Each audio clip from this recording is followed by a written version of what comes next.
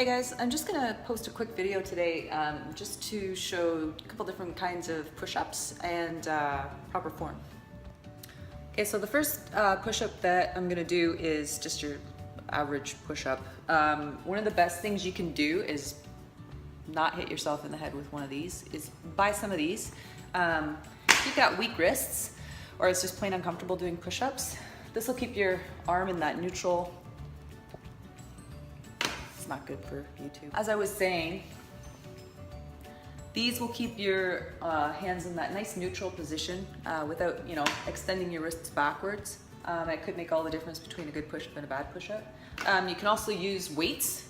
Just make sure that they've got either the octagon, obviously, or just that they're not round, because obviously, as you're doing your push-up, it's gonna move on you. So make sure the dumbbell that you're picking up is not round.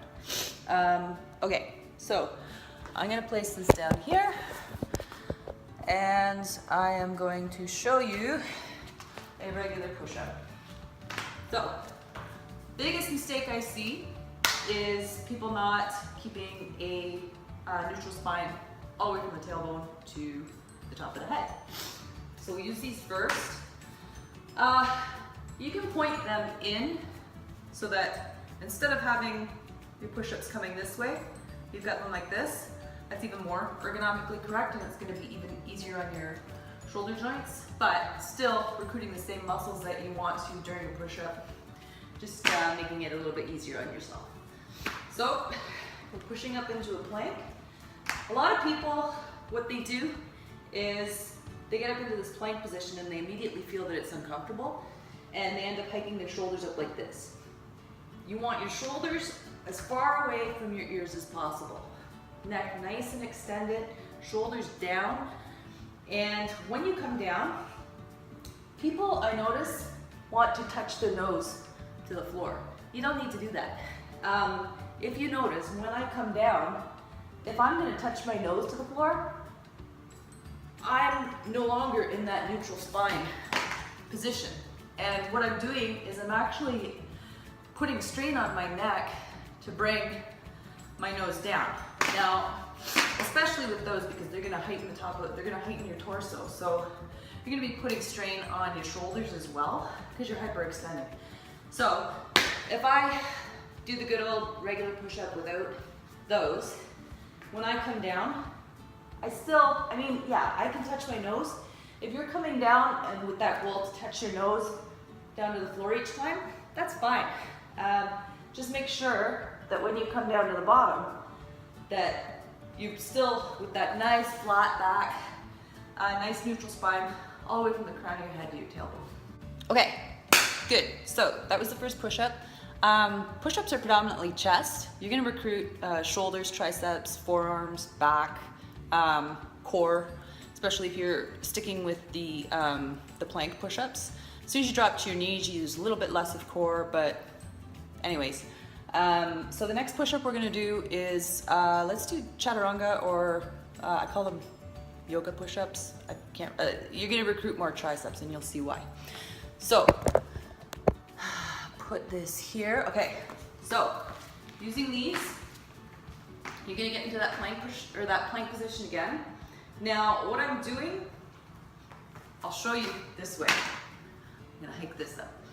So, when you're doing a regular push-up, your arms are about shoulder width apart, maybe a little bit wider than shoulder width apart, and you're coming down like this.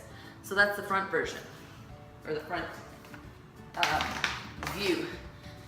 From the side, if you remember, looks like this. So your hands are basically stacked, your wrists are stacked under your shoulders. Now for this one, you're using a smaller muscle group. It's gonna be recruiting a lot of your triceps. The best way to get into position for this is if you lie yourself down on the mat, and you wanna put your hands just under your breastbone, or just on either side of your ribs. You're gonna keep your elbows pinched back, and when you come up into that plank position, now do you see where my hands are? They were up here, now they're here. So they're literally under my rib cage, and they're very close to my body. Stacked right under my shoulders, slightly towards my ribs though.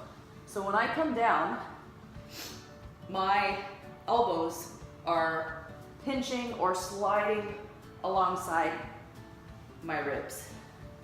So this is what it looks like. Again, keeping that nice neutral spine, keeping your ears away from your shoulders. Again, that's gonna recruit triceps, a lot of them. Okay, so next push-up we are going to do is called diamond push-up. I'll show you why. So you're gonna make a diamond shape with your hands, and your chest is going to come down to that diamond shape.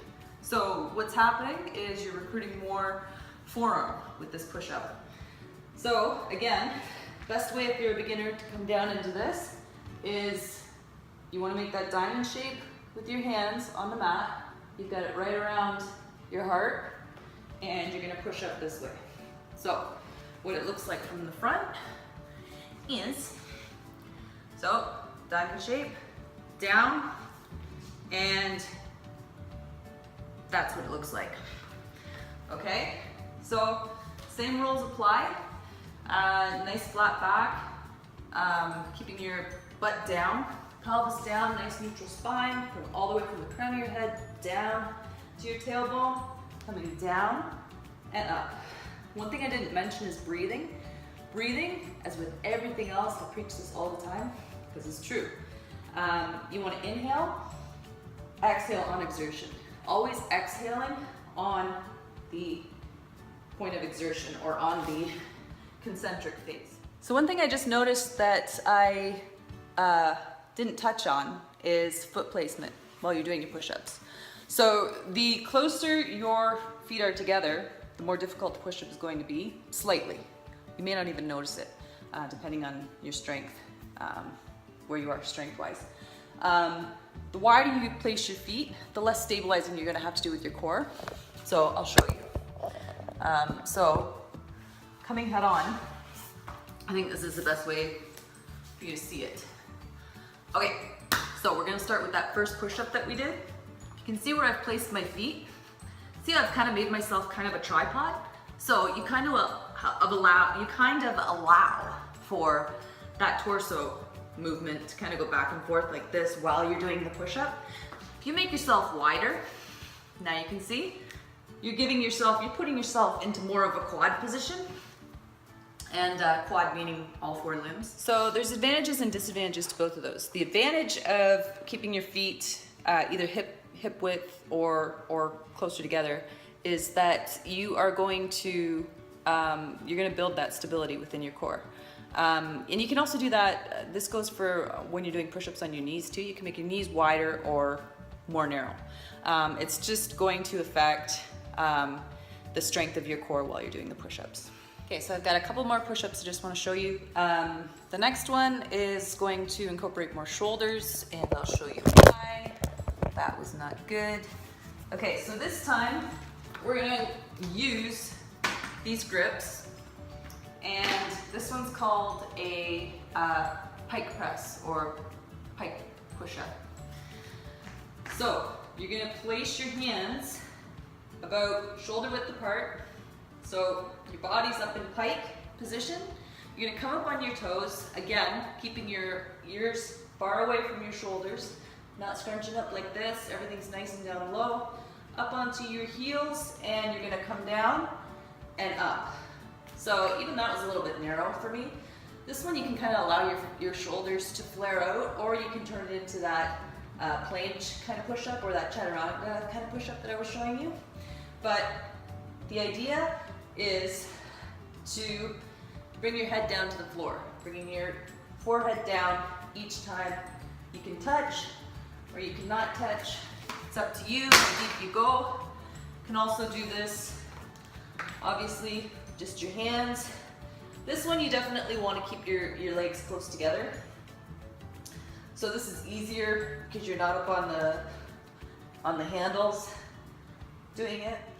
Okay, so I just noticed that I said something that is a little bit confusing in the last clip. So when I said that doing the pike push-up with your hands is a little bit easier than the handles, I just mean that you're not elevated like you are with the grips. So a lot of times I find and I know I've seen it with my clients too, that when you're using those grips, yes, they're easier on your wrist, so they make the push-up more comfortable that way. But they also have they have this perception where you have to go deeper because you're elevated off that mat. So sometimes it can be a little bit taxing on your shoulders. So that's all I meant by that comment. And look at this little girl. Hello! Okay, one more push-up. This one is, I call it over and under the fence. I don't even know what the proper term is for it, but I'll show you why. So you're gonna pretend, I gotta get my cat out of the way. You're gonna pretend like you are basically dipping under a barbed wire fence kind of thing. So this is what it looks like. So same kind of thing. You're gonna keep your legs wide for this one actually. So when you come down, you're going to bend, you're gonna come up, and then you're coming opposite back down. Now this recruits a lot of your lats actually. When you're coming back up, you're having to push all the way backwards with that swaying motion. You're gonna really feel it in your lats. So I'll show you again from this angle. So hands are wide, feet are wide, and I've got this mat here as a reference, by the way. I know this isn't the greatest video, I'm working on it, but as a reference point, if I don't show you, I'm obviously not showing you from personal point of view where my hands are placed. I'm trying to describe everything. If you can see in the video that my hands are close to the edge of the mat, this is a standardized width and length mat. Hopefully you can figure it out. If I've screwed up my wording or whatever, you can figure it out that way. Or you can ask me a question and email me. But anyways, so wide hands coming to the edges of the mat, wide feet coming to the edges of the mat. You're gonna push yourself up into that plank or up into that piked position, and I'm gonna pretend that I'm going under a fence. So I'm up this way and all the way back this way, and you just keep going like so. This one, in my opinion, is one of the most difficult, just because it's using everything, except for legs. I mean, obviously, push-ups are upper body, not really recruiting any legs. Okay, so I think I said that that was gonna be the last push-up, the last one that I showed you, but I've got another one. Only because there's just so many ways to do them, and you don't just want to be doing plain old push-ups every day. Like, it's good to change things up, and this one is actually really good. Oh my, what happened? And all you need is one of these. I just got this from Home Depot. It's just a furniture glider thing. You put it under the feet of your couch and stuff. So you can use this along, if you've got a laminate floor or hardwood floor, you can use these, or you can just use a plain old towel. Can't really do this one on carpet. Actually you can, and I'll show you how, but I'm gonna show you this way first. So if we use the furniture glider things, you're gonna put fluffy side down, obviously, and so you're gonna come up into that push-up stance, into that plank stance, and you're gonna keep this arm here, hand stacked right under the shoulder. You can come down and back up, down and back up. So really what you're doing is a chest fly, but you're doing it in push-up position, which means you're using your body weight as your weight during that chest fly. So with the towel, I actually find the towel easier on this floor. It just depends, you kind of have to fool around with some things. So use this arm this time. So same thing. So if you look at my feet, a little bit wider than shoulder width apart. If you want a little bit more stability with this exercise, you come down and up, and down and up. So what's happening is you're putting 80% to 90% of your weight on this arm, and you're just kind of letting this one glide. So it's almost like a one-arm push-up, as far as having to put all that body weight on the one side. If you want to do it on carpet, all you really have to do is you're gonna come down and back up, and down and back up. But you're not getting the same sliding, so you're not getting that same fly. You're really just positioning your arms at different spots, which is okay.